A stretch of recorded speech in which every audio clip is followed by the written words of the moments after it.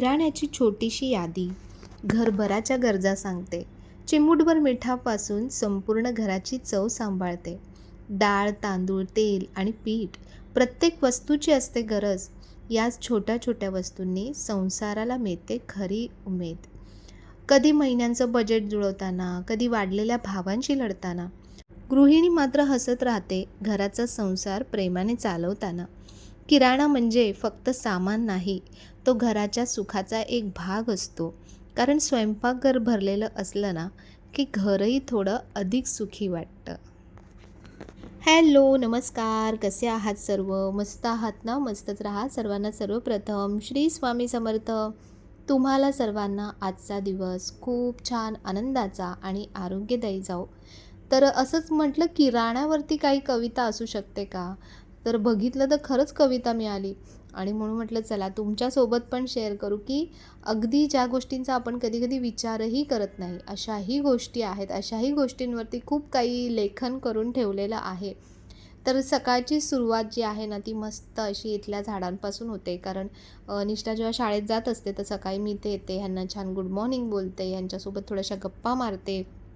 त्यानंतर काही कुठली पानं चुकली आहेत का? कुठल्या झाडाची काय ग्रोथ आहे? कुठल्या झाडाला काय किती फुलं आले आहेत? वगैरे हे सगळं चेकअप ह्यांचं मॉर्निंग चेकअप सगळं मी करते. आणि त्यानंतर मग एकदम फ्रेश माइंडने मग आपल्या दिवसाला सुरुवात होते. आणि खरंच आहे की झाडं एक वेगळीच आपल्याला पॉझिटिव्हिटी देतात.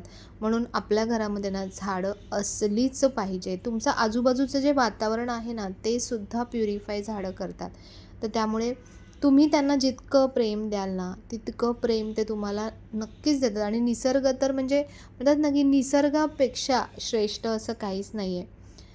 तर आजचा वार आहे गुरुवार आणि एका ताईने कमेंट केली होती, की "तू रोज पण रांगोळी काढत जा, रोज का नाही काढत?" तर रोज काढते, पण फक्त ते दाखवत नाही. आणि रोज मी अशी सिंपल रांगोळी काढते. म्हणजे रोजच तुम्ही तुमच्या उंबरठ्यावरती पण रोजच्या रोज रांगोळी असलीच पाहिजे. नाहीतर तो उंबरठा आहे फक्त त्याच्यात म्हणजे म्हणतात ना, की कुठल्याही गोष्टीला आता एखादं सिम कार्ड असेल, पण त्याला ॲक्टिवेट करायची गरज असते. ॲक्टिवेट केल्यानंतरसुद्धा तुम्ही त्याचा यूज प्रॉपर केला गेला पाहिजे, तर ते आणखीन चांगल्या प्रकारे काम करतं. तर तसंच आपला जो घराचा उंबरा असतो ना, तो आपल्यासाठी काही काम करतो, तर आपल्यालासुद्धा त्याला काहीतरी देणं असतं. तर म्हणून रोजच्या रोज असं अगदी सिंपल तुम्ही रांगोळी काढा. मी तर हीच रांगोळी रोज काढते. कारण छाप वगैरे आपण काढत बसलो ना, तर कधी-कधी वेळ पण जातो, प्लस रांगोळी पण खूप त्याच्यामध्ये वेस्ट होते. आणि ज्यांच्याकडे लहान मुलं असतील त्यांच्याकडे तर सांगायलाच नको. म्हणजे आत्ता रांगोळी काढली आणि लगेच पुसली असं होतं. तर त्याच्यामुळे अशी साधी सोपी रांगोळी काढते मी, पण रोज काढते. आणि एकदा तुम्ही रोज काढायला लागलात ना, आपोआप तुम्हाला त्या गोष्टीची सवय लागते. मग तुम्हाला वेळ काढायची गरज लागत नाही. ते तुमच्या रुटीनचंच काम होऊन जातं. आणि तुम्हाला खरंच सांगू, की जेव्हा तुम्ही सकाळी जेव्हा तुमच्या घराची अशी उंबऱ्याची जेव्हा पूजा करता ना, तर बघा काय फीलिंग्स येतात ते. आपण कुठलीही गोष्ट केल्यानंतरच आपल्याला त्याचे चांगले वाईट परिणाम आपल्याला कळायला लागतात. आणि आज गुरुवार आहे म्हणून आज थोडंसं स्पेशल जरासं वाटावं म्हणून मी छान अशा गुलाबाच्या पाकळ्या फक्त इथे ठेवल्यात. पण त्याने सुद्धा उंबरा बघा किती सुशोभित आणि छान दिसतोय. तर विचार करा, की तुमच्या घराची जी एंट्री आहे तीच इतकी छान सुशोभित असेल, तर कोणीही आपल्या घरात येईल ना, तर तो खुशच होऊन जाईल, प्रसन्नच होऊन जाईल. तर अशा प्रकारे दिवा ना मी एकच लावते एरवी. आणि जेव्हा काही छान स्पेशल सण वगैरे असतात, वार असतात, तर तेव्हा मी दोन्ही साईडला दिवा लावते. पण तुम्ही बाहेर उंबऱ्याच्या इथे जिथे दिवा लावता ना, तर सांभाळून लावा तो पण, की कुठे लागणार नाही किंवा काही या गोष्टींचा विचार करून लावा. त्यानंतर उंबरठ्याला आपल्या रोज प्रार्थना करायची, की "हे उंबरठा देवा, माझ्या घरात जी पण काही वाईट विचार, वाईट शक्ती, वाईट नजर जे पण काय असेल, तर ह्या उंबरठ्याच्या बाहेरच राहू दे. आणि माझ्या घरात नेहमी लक्ष्मी, सुखशांती, आरोग्य, समृद्धी, समाधान, आनंद याचाच वास असू दे. माझ्या घराचे आणि घरातल्या सर्व माणसांचे नेहमी रक्षण कर." तो उंबरठ्याची पूजा कधी मी पहिले करते, कधी मी नंतर करते. असं म्हणजे काही फिक्स नाही आहे. बऱ्याच जणांना असं वाटतं, की पहिलं हे करायचं, मग नंतर हे. असं तुम्ही खूप सारे नियम जर स्वतःला लावून घेतलेत ना, तर तुम्हाला त्या गोष्टी करायला कधी-कधी मग कंटाळा यायला लागतो. तर म्हणून असं नका करू. तुम्हाला जसं जमतं, तुमचा टायमिंग जसा ॲडजस्ट होतो, त्याच्या हिशोबाने तुम्ही करा. फक्त मी एकच नियम सांगेन, ते म्हणजे की रोज करा. ते खूप जास्त महत्त्वाचं आहे. तर स्वामींना आज छान वस्त्र दुसरे घालायचे आहेत. तर हे जे वस्त्र तुम्हाला दिसतंय ना, म्हणजे ही जी धोती दिसते, तर ही ना मी तिला ममताताईनेच दिली आहे मला शिवून. आणि हे मला असं म्हणजे स्वामींना जेव्हा देवी स्वरूप आपण देतो, तर तेव्हा कशी साडी नेसवतो, तर म्हणून मला तिला तो एक पॅटर्न मी सांगितलेला, की मला असं साडीसारखं असं दिसलं पाहिजे, असं धोतर हवं आहे. तर तिने नेमकं व्हाईटमध्ये मला शिवून दिलं आहे आणि पण दिसतं इतकं सुंदर ना, खूप छान वाटतंय. तर म्हणून म्हटलं चला आज गुरुवार आहे, तर स्वामींना पिवळ्या रंगापेक्षा भारी असं काहीच दिसत नाही आणि पिवळा रंग धारण केला ना, की स्वामींचं जे तेज आहे ना, ते आणखीन खूप खूप खूप पटीने वाढतं.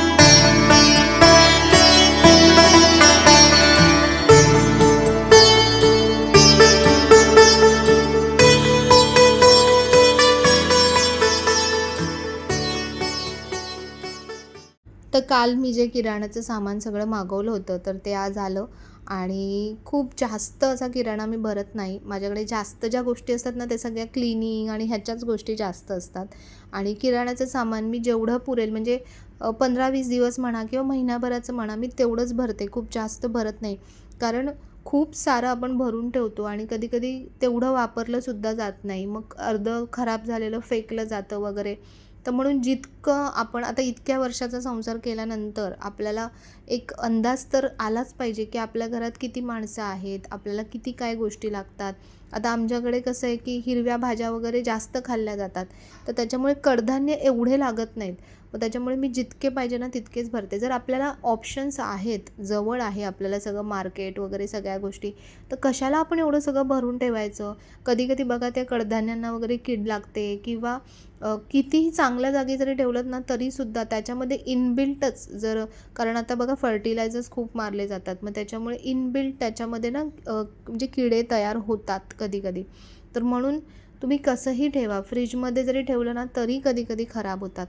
तर म्हणून अशा वेळी आपण जितकं पाहिजे ना तितकंच सामान जर भरलं, तर आपलं सामान पण सगळं वापरलं जातं आणि ठेवायलासुद्धा तुम्हाला पुरेशी जागा व्यवस्थित राहते. तर हे सगळं जे सामान आलं आहे ना, तर मी सगळं पहिले ना पुसून घेते. म्हणजे जी सवय कोरोनापासून लागलेली आहे, ती सवय मी तशीच फॉलो करते. बाहेरून कुठलीही गोष्ट येते ना, तर मी धुवून, पुसूनच सगळं मग ते व्यवस्थित भरते. कारण कितीही नाही म्हटलं तरी ते किती हातांमधून आपल्यापर्यंत येतं. परत किती सारी डस्ट तिथे असते. तर त्याच्यामुळे घरात आल्यानंतर आपण ते सामान सगळं व्यवस्थित पुसून ठेवलं ना, तर मग म्हणजे ते जर्म फ्री तर होतं प्लस सामान जास्तीत जास्त व्यवस्थित टिकतं. दुसरी महत्त्वाची गोष्ट, की जेव्हा तुम्ही अशा प्रकारे डी-मार्ट किंवा कुठल्याही शॉपिंग मॉलमध्ये जेव्हा तुम्ही जाता, तर तेव्हा तिथे प्रत्येक गोष्टीची एक्सपायरी डेट बघून घ्या. कारण का असतं ना, पुढे जे सामान ठेवलेलं असतं म्हणजे आता हा माझा अनुभव आहे, तर तुमचा अनुभव काय आहे तर तुम्ही सांगा, की पुढे ज्या गोष्टी ठेवलेल्या असतात ना, त्याची एक्सपायरी डेट ना जवळची असते खूप आणि त्याच्या मागे जो त्याचा माल ठेवलेला असतो ना, त्याच्या एक्सपायरी डेट पुढच्या असतात. हे मी खूप वेळा बघितलं आहे आणि तुम्ही पण चेक करा. कारण काही-काही सामान कसं लगेचच संपणारं नसतं. थोड्या दिवसांनी आपण वापरतो बरेच दिवस. तर त्याच्यामुळे जर एक्सपायरी डेट जवळची असेल म्हणजे तो प्रॉडक्ट खूप आधी बनवलेला असतो. कारण ऑलरेडी त्याच्यामध्ये खूप काही-काही ते लोकं प्रिझर्व्हेटिव्ह ह्याव-त्याव सगळं भरपूर घातलेलं असतं. तर म्हणून तशा गोष्टींचा विचार करून आपण सगळ्या गोष्टी घ्यायच्या. फक्त खाण्याच्याच गोष्टी नाही, ह्या ज्या क्लिनिंगच्यासुद्धा इतर गोष्टी ज्या तुम्ही घेता ना, त्या पण तुम्ही एक्सपायरी डेट बघूनच घ्या. तर आता हे सामान जे आलं आहे ना, मी असंच ठेवत नाही. पटपट लगेच सगळं लावून टाकते. म्हणजे पसारा राहत नाही घरामध्ये आणि एकदा आपण एखादी गोष्ट तिथे ठेवली ना, मग आपण नंतर आळस केला की ती गोष्ट तशीच पडून राहते. तर म्हणून म्हटलं चला हे लावूनच टाकू, कारण मग माझं जे ग्रॉसरीचं सेक्शन आहे ते पण त्याच्यामुळे क्लीन होऊन जाईल छानपैकी. तर मी ग्रॉसरी कशी ऑर्गनाईज करते ते पण मी तुम्हाला सांगते, की जे आता लागणारं नाही आहे रिसेंटली सामान, तर ते मी कसं ठेवते. तर हा जो तुम्हाला ट्रे दिसतो आहे ह्याच्यामध्ये मी सगळे ओपन जे पॅकेट्स केलेले असतात. एक पॅकेट ओपन केल्यानंतर आपण लगेचच सगळंच वापरतो असं नाही. समजा फॉर एक्झाम्पल चहा पावडर, साखर हे अगदी पूर्णच पॅकेट आपण वापरत नाही. तर त्याच्यामुळे ते पॅकेट्स ना छान असे बघा क्लिप्स येतात प्लॅस्टिकचे. ते क्लिप्स नेहमी आणून ठेवा आणि अशा प्रकारे ते पॅकेट्स क्लिपने तुम्ही पॅक केले ना, तर आतमध्ये हवा जात नाही आणि आपला पदार्थ खराब होत नाही. किंवा तुम्ही स्टेपल करून ठेवा किंवा आता नवीन जे आलेलं आहे बघा छोटे मशीन्स, की ज्याने आपल्याला पुन्हा सील करता येतं, तसं तुम्ही ठेवा. आणि तसे ओपन पॅकेट्स मी ते वरती ठेवते. म्हणजे सगळं काढावं लागत नाही, सगळं शोधावं लागत नाही.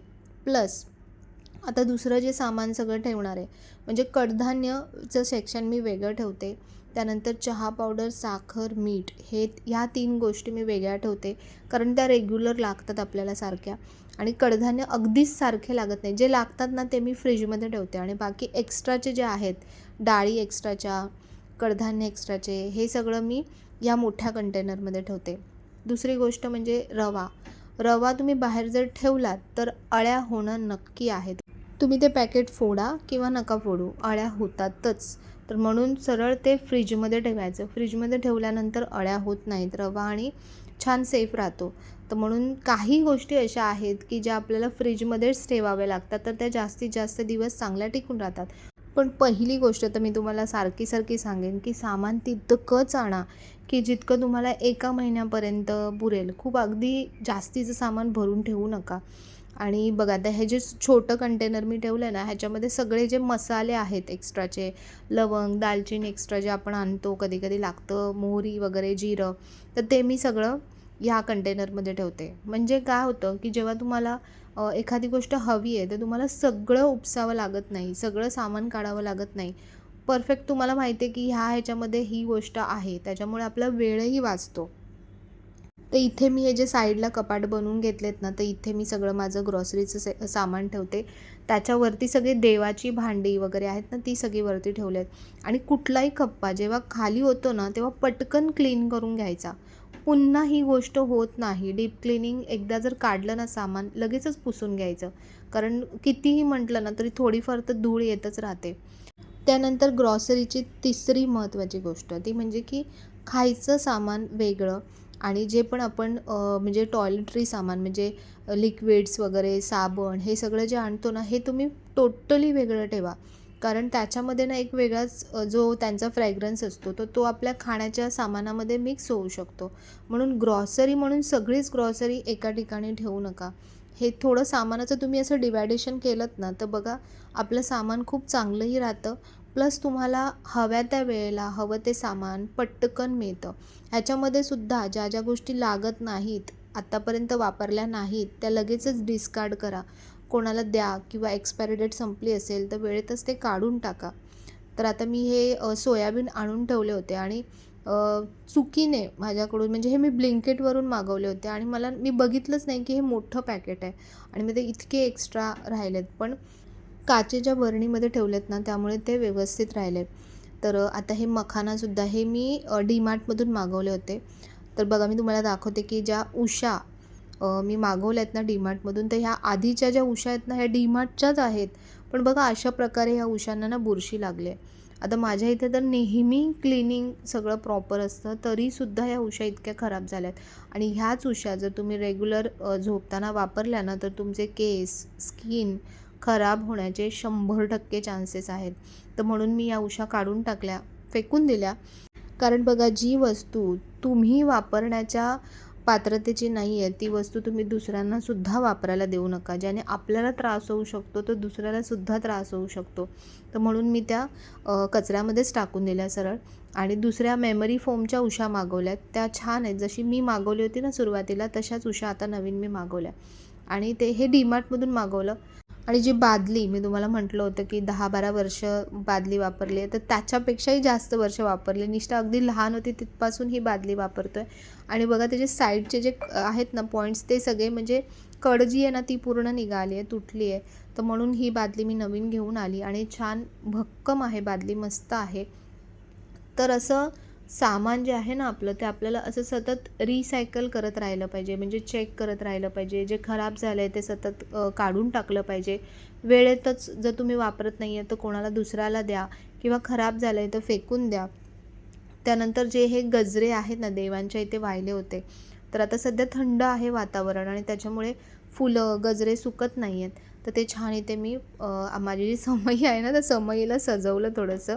तर आज आपण बनवणार आहोत दुधीचं भरीत. कारण दुधी अशी खाल्ली जात नाही तर तिला थोडंसं चविष्ट बनवूया आपण. तर दुधीला वांग्याप्रमाणेच छान असं तेल चोळून घ्यायचं मस्त. आणि त्यानंतर आता व्यवस्थित भाजून घ्यायचं आपल्याला. तर भाजण्यासाठी ना मी ही एक जाळी ही डीमार्टमधूनच मी मागवली होती आणि मस्त आहे. म्हणजे जेव्हा आपल्याला असं वांगं किंवा काहीही जेव्हा असं भाजायचं असेल तर डायरेक्ट गॅसवर ठेवण्यापेक्षा अशा प्रकारे भाजलं ना तर एकदम व्यवस्थित मस्त भाजलं जातं. आणि दुधी थोडासा मीडियम गॅस ठेवायचा, एकदम फुल नका ठेवू. मग काय होतं अगदी पटकन ते करपून जातं. मग आतून जशा प्रकारे शिजलं पाहिजे ना तसं ते शिजत नाही. तर म्हणून थोडंसं पेशन्स आपल्याला स्वयंपाकघरात सगळ्यात महत्त्वाची जी गोष्ट असते ती म्हणजे की पेशन्सनेच काम केलं तरच ते चांगलं होतं. तर बघा अशा प्रकारे पूर्ण असा काळाकुट्ट होईपर्यंत तो दुधी आपल्याला पूर्ण भाजून घ्यायचा आहे. आणि इतका भाजला ना तरीही तो आतमध्ये थोडासा कडकच असतो. आता जसं आपण वांगं कसं बघा भाजलं बाहेरून तर आतमधून पण सॉफ्ट होतं, दुधी तसं होत नाही. तर म्हणून आता काय करायचं ह्याला असं झाकून ठेवायचं, गरम गरमच झाकून ठेवायचं. आणि उलट जितकं तुम्ही पॅक बंद झाकून ठेवाल ना तितका तो छान सॉफ्ट होतो. तर आता जवळपास 10-15 मिनिटांनी मी आता हे ओपन करते. आणि आता थोडेसे असे म्हणजे दबले जातात बघा. तर ही काय काय ह्या ना टिप्स आहेत छोट्या छोट्या की ज्या आपण वापरल्या ना तर आपलं जेवण आणखीन छान रुचकर होतं.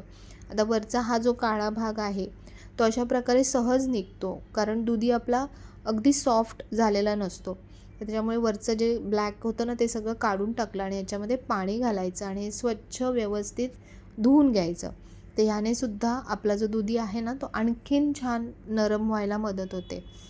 तर या काही बेसिक गोष्टी आहेत, ह्या जर आपण केल्या ना तर आपलं भरीत जे आहे ना ते आणखीन मस्त होईल. तर आता कढईमध्ये थोडंसं जिरं, मोहरी हे सगळं घातलं आहे. त्यानंतर आपलं रोजचंच जे सगळं आहे म्हणजे लसूण छान ठेचून घ्यायचा. जसं आपण वांग्याच्या भरीतला कसं घेतो तसा लसूण पूर्ण छान ठेचून घ्यायचा. कढीपत्ता घालायचा, त्यानंतर कांदा घालायचा, त्यानंतर आपले सगळे मसाले घालायचे. त्यानंतर मग टोमॅटो घालायचा. म्हणजे इतर भाज्यांसाठी जशी तुम्ही फोडणी देताय तशीच सेम फोडणी इथे करायची.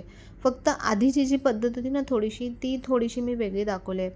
काही जणं कुकरला बनवतात डायरेक्ट, पण कुकरला ना अगदीच शेण होतं आणि त्याच्यामध्ये जो फ्लेवर उतरला पाहिजे ना तर तो फ्लेवर उतरत नाही. ती अगदी दुधीचीच भाजी लागते. म्हणजे आता तुम्ही ही भाजी अशा प्रकारे बनवून जर खाल्लीत ना कोणीच म्हणजे ओळखूच शकणार नाही की ही दुधीची भाजी आहे किंवा दुधीचं भरीत आहे. इतकी ह्याची चव म्हणजे बदलून जाते. तर काही ह्या ज्या स्टेप्स आहेत ना ह्या आपण अशा व्यवस्थित फॉलो केल्या ना तर खरंच खूप फरक पडतो. तर आता बघा सगळे मसाले घातले. त्यानंतर थोडंसं ना तिखट मसाला याच्यामध्ये जास्त घाला. कारण दुधी ऑलरेडी चव त्याची जी अशी गोडूस चव असते. प्लस ह्याच्यात आपण टोमॅटो घालतो.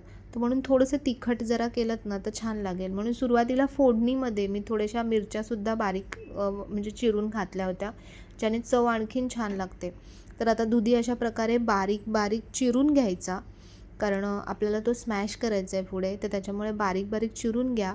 आणि मग नंतर जी फोडणी आपण केली आहे त्याच्यामध्ये दुधी घालायचा पूर्ण. मग तो छान हळूहळू जसं शिजत जातो ना तसा तो आणखीन मऊ मऊ होत जातो.